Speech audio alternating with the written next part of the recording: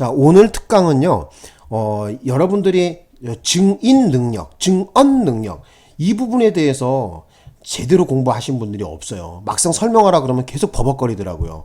그래서 제가 오늘 요 시간을 좀, 통해서 꼭 좀 머릿속에 좀 넣어드리고 싶어서, 특강을 좀 마련했는데, 여기 보시면 증인 능력이라는 것은 뭐냐면은, 증인은 반드시 원고, 피고가 아닌, 어쩐다? 제3자여야지 됩니다. 그래서 소송의 당사자 같은 경우에는 증인이 될 수가 없죠. 그래서 소송의 당사자라는 건 우리 형사소송에서는 어떻게 되는 거야? 당사자라는 것은 검사와 피고인이 바로 소송의 당사자죠. 그죠? 예. 검사와 피고인이 소송의 당사자예요. 그리고 민사소송 같은 경우에는 또 어떻게 돼 있어요? 자, 만약에 뭐 법인과 관련돼서 재판을 한다. 그러면은 법인의 대표자 같은 경우에는 역시 소송의 당사자가 되는 거거든요. 그래서 증인이 될 수가 없어요. 그래서 그거와 관련해 갖고 지난 2023년도 법원직 시험에 나왔는데 당시 답이 4번이었는데 정답 처리된 걸로 한번 보시면은 민사소송의 당사자는 증인 능력이 없으므로 증인으로 선서하고 증언하였다 하더라도 위증죄의 주체가 될 수 없으나 여기까지는 맞는 얘기예요. 그죠? 근데 여기 뒤에 부분이 좀 틀렸거든요. 민사소송에서의 당사자인 법인의 대표자. 자, 여기다 동그라미 하냐면 여기다 동그라미 해봅시다.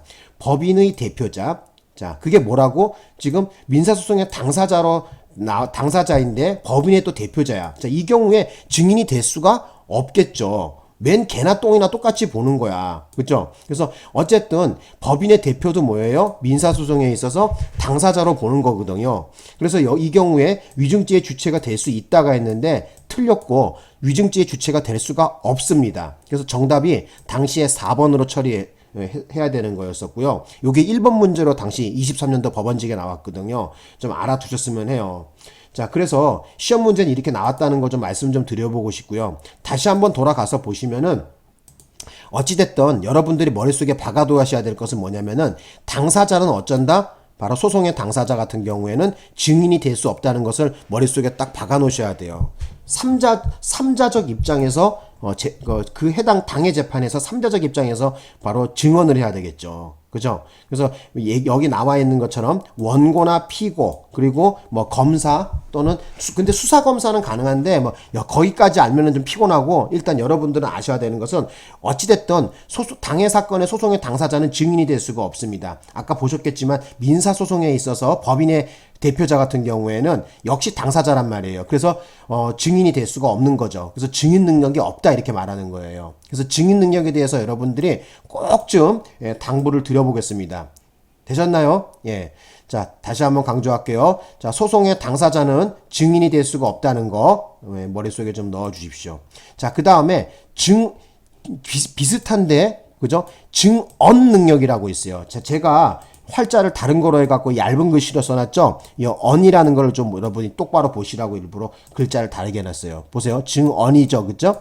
증인 자신이 과거에 경험한 사실을 그 기억에 따라 공수할 수 있는, 자, 정신적인 능력을 말합니다. 그죠? 아따마. 그죠? 지적인 능력을 얘기하는 거야. 만약에 반또라이라든지, 그죠? 약 정신지체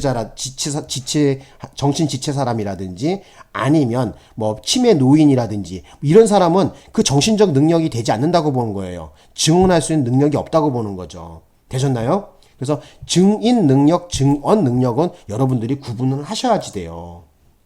자, 그 다음에 또 여러분들 또 이거랑 또 헷갈리시는 분이 있어요. 또 보면 선서 무능력하고 또 헷갈려 하시는 분이 있는데 선서 능력, 선서 무능력에 대해 설명을 드릴게요.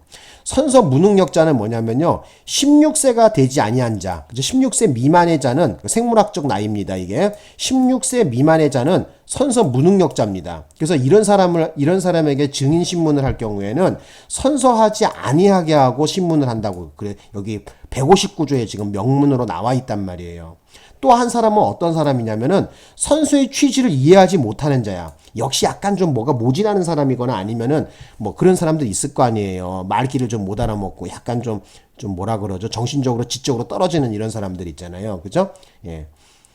어쨌든 여러분은 어떻습니까? 요거 구분을 하셔야 되겠다는 거 확실히 아시겠죠? 그죠? 선서 무능력자 하면은 그 연령을 몇 살? 16세 미만자를 머릿속에 넣어주시고 또 하나는 뭐 선서의 취지를 이해하지 못하는 자.